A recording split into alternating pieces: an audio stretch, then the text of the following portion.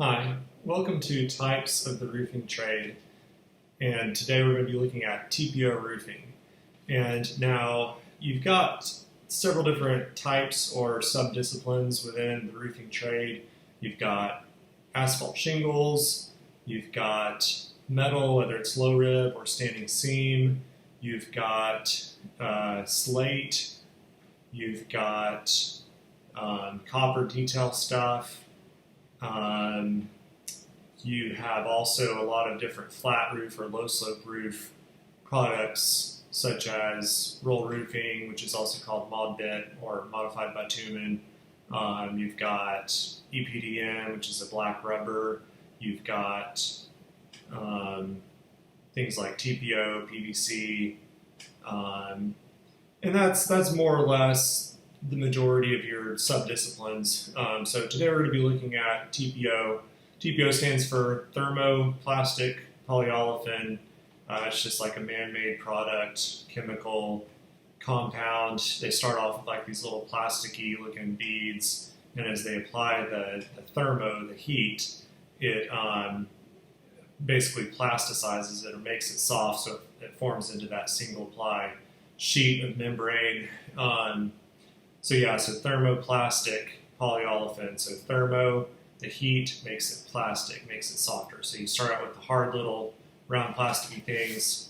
Thermoplastic turns it into the sheet. And in contradistinction to that would be like thermoset product like EPDM, where the heat makes it less.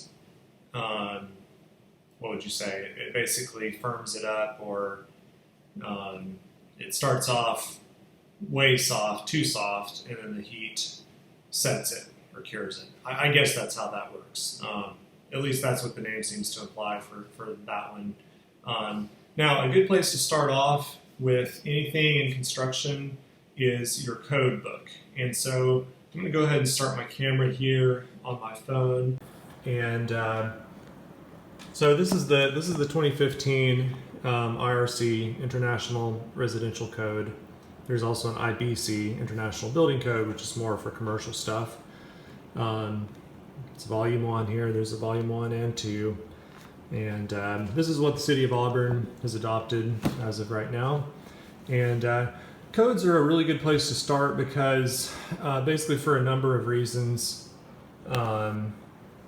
Let's see here, I don't want to disclose personal information over there.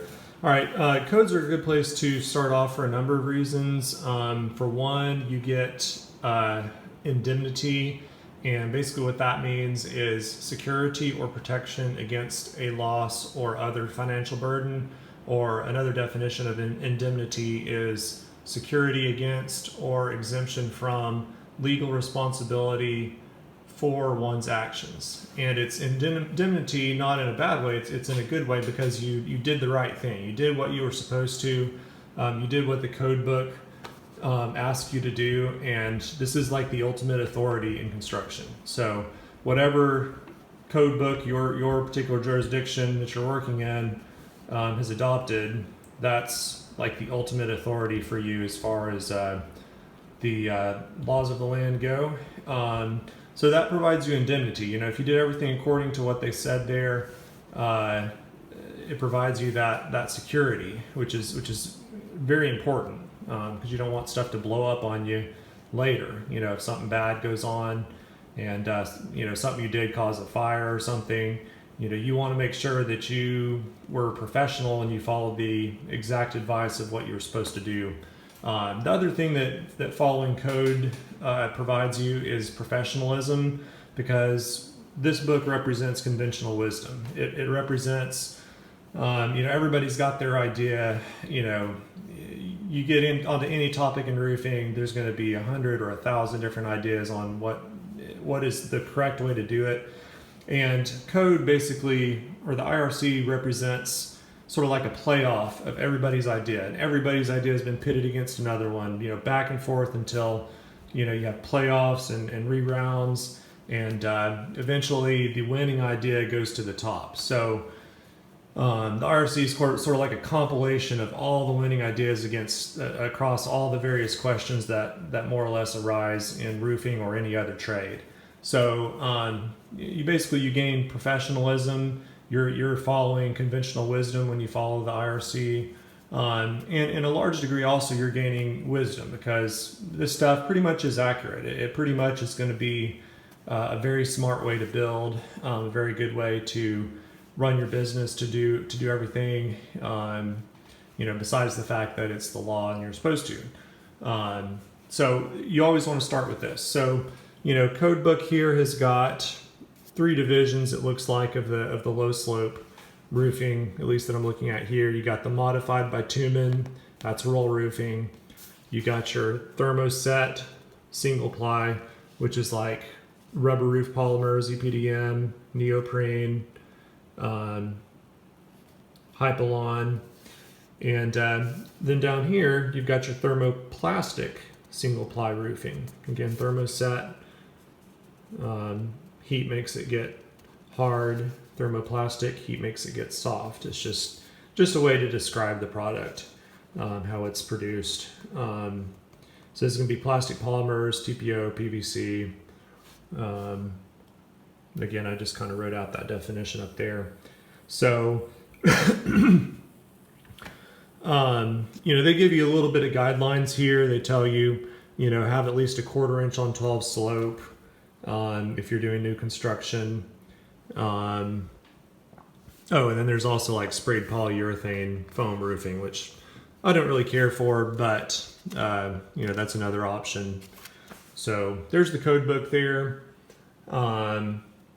Yeah, I think that was everything I was going to kind of look at. It just gives you a good categorization of the sub-disciplines of low slope roofing right there, and basically what they require. And for the most part, the code for some of these sub-disciplines, it just says, hey, follow the manufacturer's instructions. So we can just go to like GAF's guide and learn how they want us to do it and stuff. So I'm going to go ahead and kill the video here on that code book. So TPO is really easy. Basically, you start with like a separation sheet, which is going to be like 1/2 inch fan fold insulation or isoboard or something like that generally. And then you screw down your TPO, weld the seams, make sure you have any flashings installed, TPO coated drip edge, or and plus any kind of flashing boots and stuff like that. And then that's it.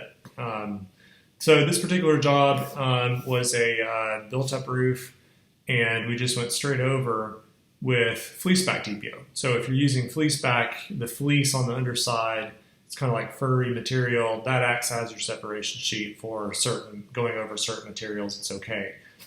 We are doing a fleeceback TPO roof over this existing roof. This existing roof, as you can see, it's got a line about every 8 inches or 6 inches, and so that's felt paper embedded with tar, really thick.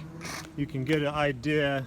We cut out this little vent here, and you can see it's like 1/2 inch thick layers of felt and tar and junk. Just really thick. It's got kind of this alligator cracking going on here and there. You can see some exposed fibers. You can see this part here where it's kind of worn a little bit. And they had this edging detail on here, which was hanging out past the roof beyond the fascia board. So they wanted us to like clip it off. And you can see what we're doing there. We just clipped off the overhanging decking. We clipped off the metal drip edge that they had used, the perimeter edging, and with the Sawzall. And we are going back with this TPO coated metal drip edge, which you can see right over here. It's coming down about 3 inches and then kicks over a 1/2 inch, about 4 inches on the roof deck. Screwed down with screws. They say you don't have to use plates for that particular application. It's coming down enough where it covers over that new fascia, that new Hardy Boards fascia there. So there's the drip edge, and wherever you see like joints and stuff, we're going to be welding a patch over those areas and over the corner. Right here we leave like a 1/2 inch gap so it can like expand and contract. We're going to weld a patch like going from there over to there, all the way from here, cross over the edge, down the face of that. They're going to be installing a gutter here on this downslope side of the roof. I think this is about a 1/2 inch on 12 slope. I think code requires a 1/4 inch on 12 minimum, positive drainage for low slope roofs. So this one is plenty sloped. It looks like it's flat to the, you know, untrained eye, but I can see it's probably about a half inch on 12. So, and we're doing fleeceback because basically when you do this fleeceback TPO, you don't have to install the separation sheet of 1/2 inch fan fold insulation or isoboard or any of that stuff. It's got this like felty, super soft, tough material on the back side of the TPO, so you can just lay it straight on top of your built-up roof, which we've got here. You could also go, I believe, over a modified bitumen roof. I believe you could go over a number of different things, including like wood deck and stuff like that, where you usually have to have a separation sheet. You just mechanically fasten it in our case, and there's a little bit left on one end of a roll that doesn't have the fleece where you'll be able to actually weld.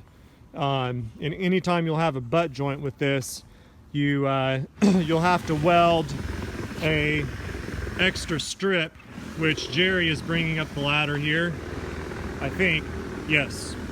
Yeah, here's the extra strip that Jerry has, and we're just gonna weld this over any spots where we make a joint, a butt joint, and we'll have to weld both sides because you can't weld this fleece material. You can't weld anything onto the fleece side. You can weld over on that side, but you know, if you're making a butt joint or something, it's just fleece all the way, so you'll have to weld both sides using a little specialty stripping material like that right there. So we're going to mechanically fasten probably about 1 screw every 12 inches, and pretty much right along that blue line right there.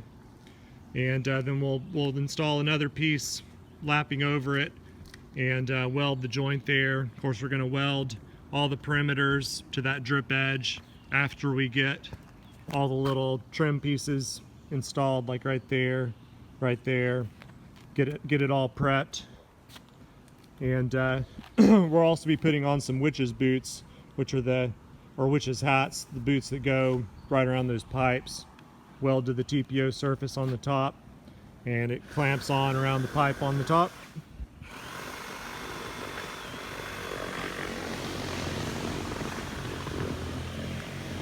You can see a roof that we already did down there. Hey, we are welding this patch of TPO right here. There's a little 1/2 inch gap in the drip edge, and that can expand and contract like that. And we just cut it more or less square off of that roll over there. John, you want to show them? Okay, and I kind of clip the corners, because if you have a sharp edge, then that can tend to come up over time, whereas if you have that rounded corner when you weld it, it's not ever going to want to come up, so it's going to be nice and strong. And once you got that, then we just come over the edge here, get it centered up, just one finger on the bottom there, kind of press it in, and then once it's good, I fold it over, crease it over like that, kind of hold it right there, pinch it, bring it over, mash it down with this roller. And then I'm just going to bend out the last little 1/2 inch for that little 45-degree kick out.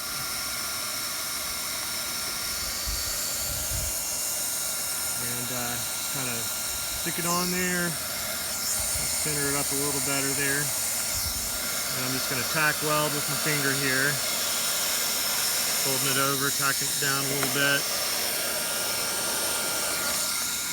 I'm going to grab my roller, gonna peel my work up a little bit right there, get it nice and good there.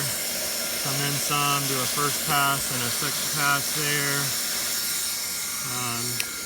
Same thing other side.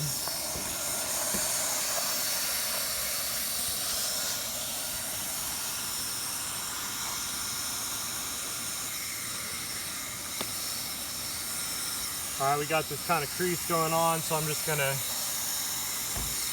kind of start right here and just crease it down in there really good so it gets that crease. So we hit that a little bit right there. All right, and then for this overhanging part, I'm just going to heat it up a little bit. And I got to be careful not to drop my gun or my roller. I'm just going to heat it up here and just roll it down just like that, right in the middle, starting in the middle, working my way out. Got to be careful on the ends not to create a little air pocket there, so come in here, roll it down, and then I'll pick this up, come in here, start welding down on that lower part. And I will do it from the other direction. Come in here, heat it up. All right, and then last of all, I'll peel up this bottom if I can. And I will roll my roller flush with that kick out. Sticking my gun in between there. Just kind of rolling it, pressing it down. May have to roll back up like that. Kind of press that in there, and we're good to go. I'm ready. Recording? Yes, I am.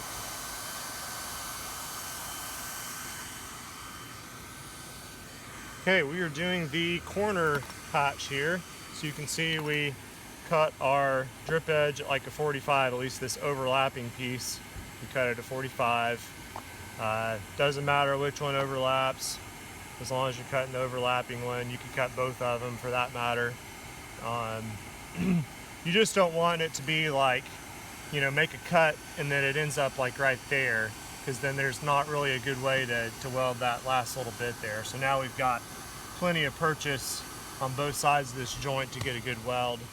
So on this particular house, I'm like overhanging about 1.5 inches. I think that's turning out looking pretty good.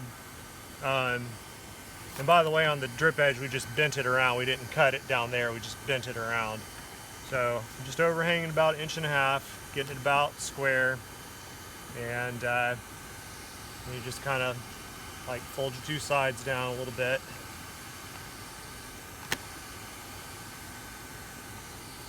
So pretty good right there. So you can just take one, crease it down,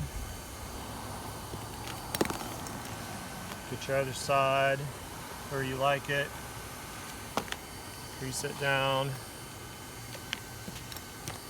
and you don't have to worry about that part because we'll fold it over.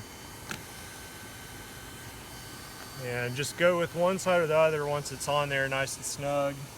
Just, you can kind of let it pull up like that just by releasing a little bit there.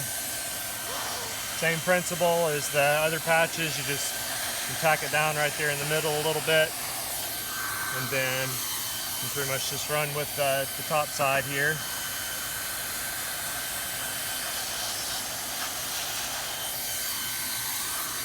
Turning my gun around so I can angle the air a little bit in there better.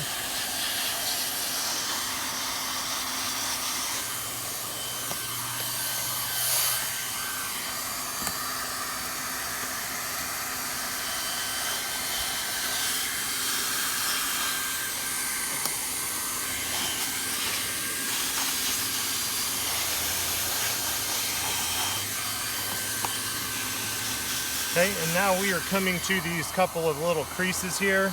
You always want to make sure you do a really good job on those. That's what separates the men from the boys on this.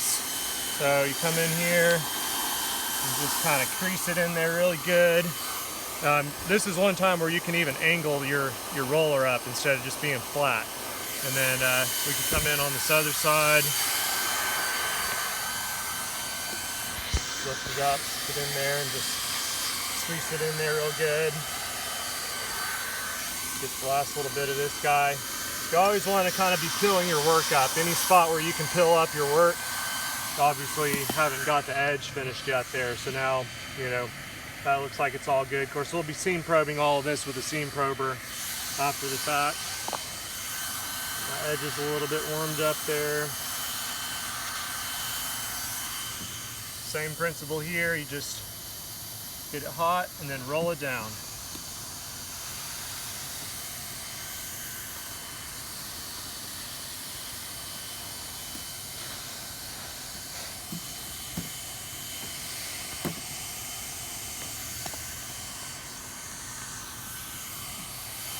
And once that side's good, do your other side. You want to be careful not to like weld this in a funky way, so just kind of stay off it a little bit, but go ahead and start folding this down.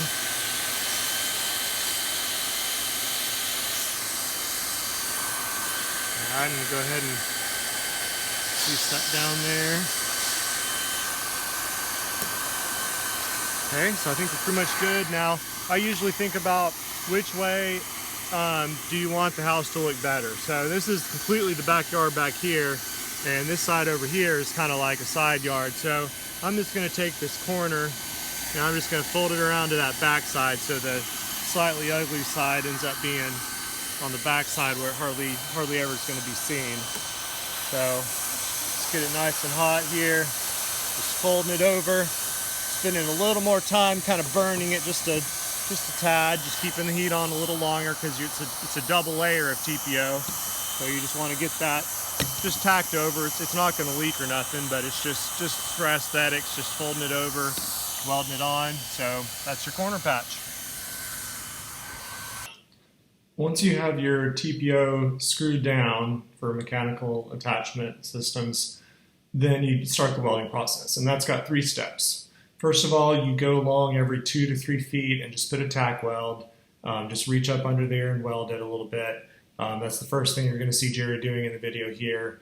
After you've got it kind of tack welded down every so often just to hold it in place, prevent wrinkles, then you're going to go along to your first pass, which creates an air dam, which is from 2 inches to 1 inch. And that doesn't have to be a perfect weld, but it needs to be pretty good. I mean, shoot for perfection, but it basically creates an air dam. And then the second pass, that air dam catches the air so that you get a really, really good solid weld that last inch from 1 inch to 0. And you want to hold the tip of the gun out just a little bit so it makes sure it gets that very tip edge of the membrane welded down really good, the most vulnerable spot of it. So here's Jerry. Right with it. Same speed you pull away, roll with it. Right there. Feel good?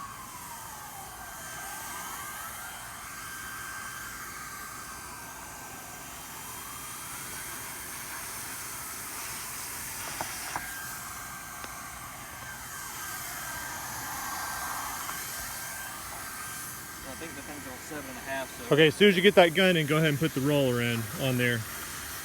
Because the other part of this is we don't want to catch the building on fire. So as soon as you get that gun in, stick the roller at the tip, right there you go. And start pulling out, and then get that gun gap back out of there before you burn it down. Okay, and you're getting close to the edge of the roof there too, so watch yourself there too.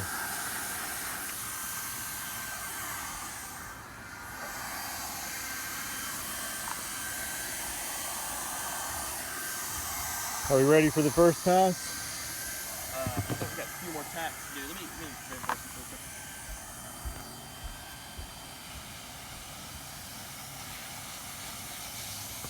You loop it around this pipe right there.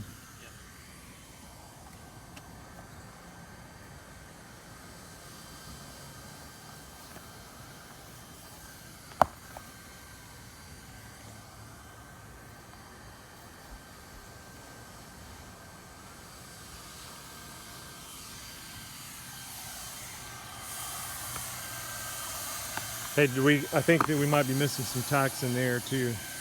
Every 2 feet, more or less. Oh, is it already tacked? Yeah, those are tacked. So we're ready for first pass? Yeah, we're ready for first.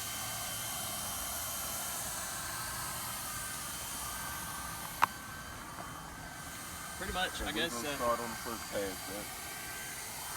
Wherever you want to. Just I want to start. You can start it in. anywhere between start at a tack and move to that other tack, and then when you hit the other tack, pull straight out, like you're turning out of a parking spot, and then roll the thing out with it. You know? Okay, show me. Alright. Here's the tack right here. Here's another one right here. So if you notice, I come in at an angle like this. Nose straight in instantly. I'm in at an angle right now.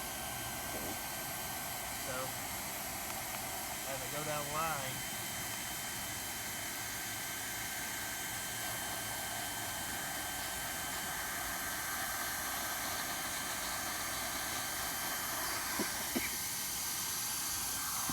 see right there where I hit that tack? I pull it out like this.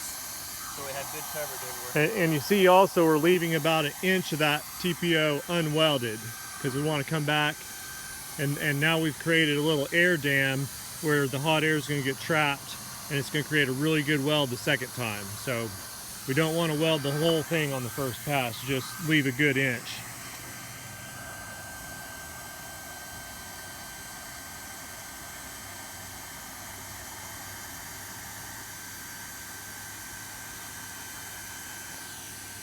Okay, let's give Jerry a try there once you get done with that one. Okay.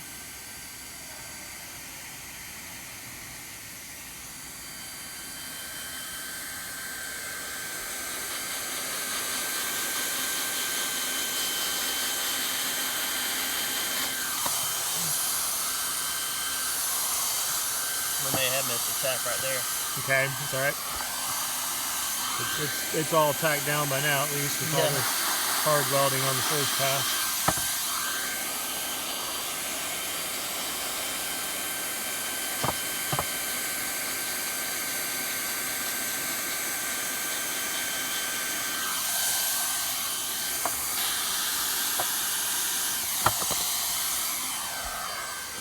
All right, let's see Jerry do it once.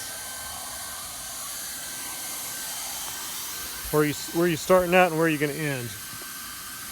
Start right there.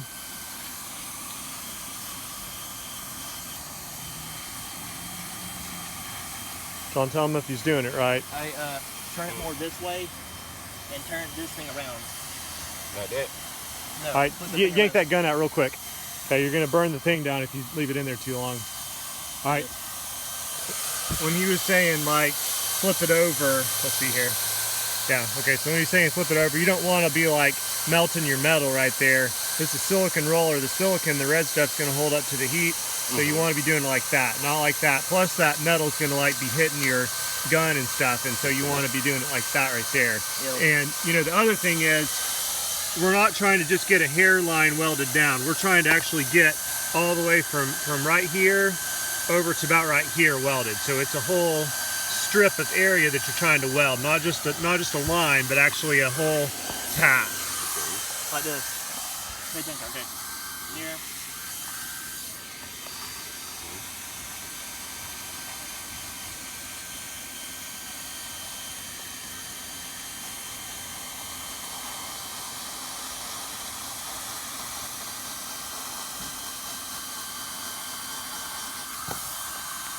That's on there, sit right there.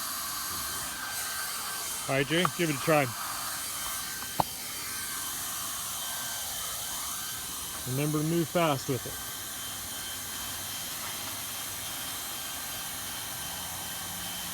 Okay, we need more angle. More angle. There you go.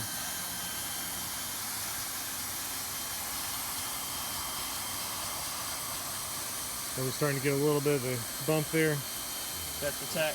Oh, that's tack weld. All right, come on out then. Skip All out. right, Stop. and don't weld at 100%. Okay, yank it out, yank it out. All right, well, let's see if we missed the area right here. Yep, look it. See that right there? That's a big problem there. You don't ever want to be missing a spot. Okay, go ahead and get that. All right, pull out.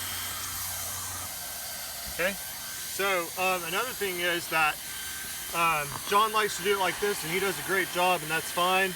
He kind of goes at an angle, and he's got his roller up maybe a little bit sometimes, I don't know.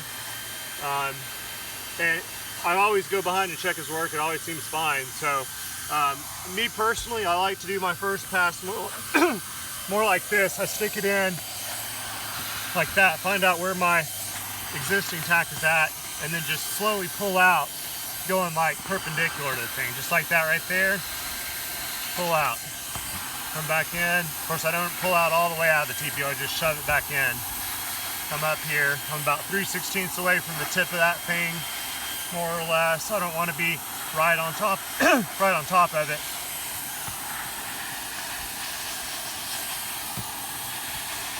So, like this way right here, the way I kind of like to do that is like, for one reason, is because I know I'm getting that good solid pass all the way from 2-inch in to 1-inch in.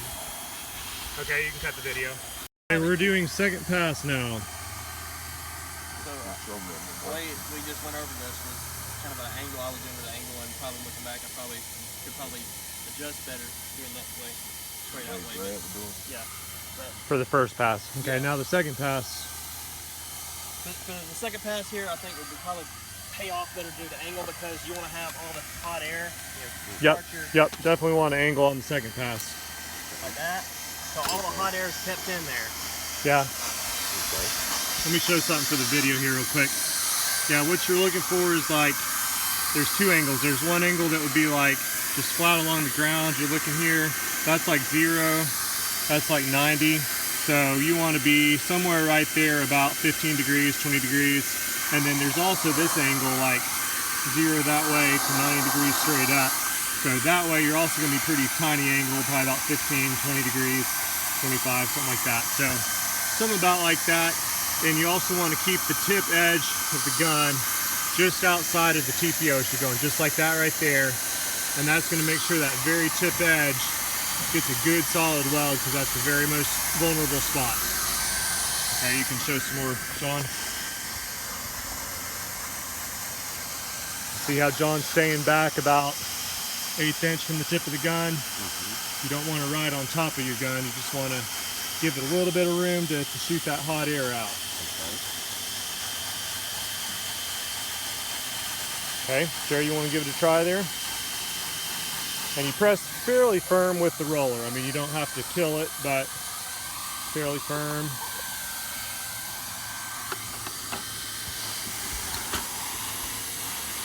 Okay, start moving. There you go. Okay, go fast with the roller, back and forth, real fast. There you go. All right, move the gun a little faster. You're trying to burn it. Okay. All right, keep that. Okay, stop, pull it out, All right, John, you video me here for just a second. It's still on. It's still running. Okay, while your finger's covering it there. Okay. All right. So as you're going along, you want to keep the pace fairly rapid, you know, that way. And this thing's just going like crazy. You're just doing this like crazy, back and forth. You know, a little bit of pressure. I mean, you don't have to just, you know, mash it in there too hard, but a little bit of pressure, but you're going back and forth real fast like that right there. Okay, and this tip's got to stay outside. You can't let that tip get buried under that TPO. Tip's got to be just a little bit hanging out, just like that. Okay, so I let it sit in there for just a second, and I start going. Just like that right there. See how I'm going real fast back and forth with that roller? And see how the tip is staying out a little bit? That's how you do it. All right, give it a try.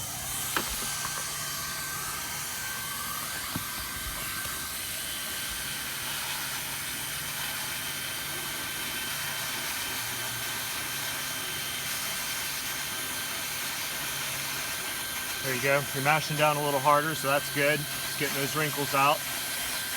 Okay, keep the gun moving nice and steady. A little faster on the gun. Maybe a little more angle like that. Okay, keep going, keep going. There you go. Looking good. Okay, that tip's getting buried, okay.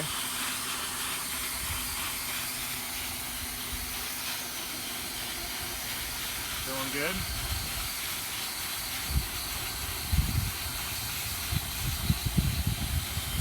try to go as steady as you can with that gun. No jerks if possible.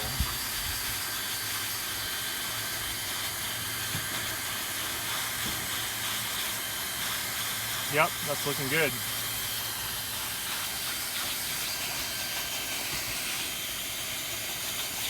Good pressure. Okay, get ready to pull it out. You don't want to catch fire with that tar there. Okay, well, I mean, you got to go all the way to the edge, but just like, yeah, you're good. You could have left it in probably a little longer, but it's probably just being safe. Anytime you think you might be able to pill your work up, go ahead and try it. Okay. And go ahead and then just re-weld wherever you're able to pill up. Yep. Didn't get it. Let it get a little hotter. And go a little slow as you pull it out. Okay, let's see if you got it this time.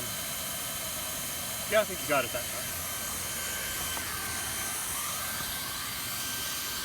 Keep that video rolling. Okay, faster with the roller. Gun speed is okay. We missed a little bit right here on this corner. There you go. Okay, now roll it. Yep, perfect.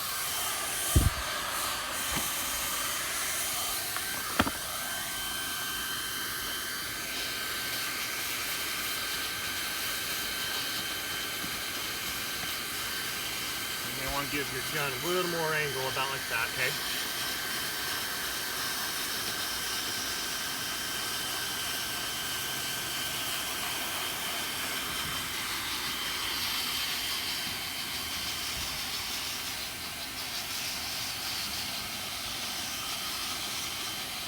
Okay, John, I think you can kill that video.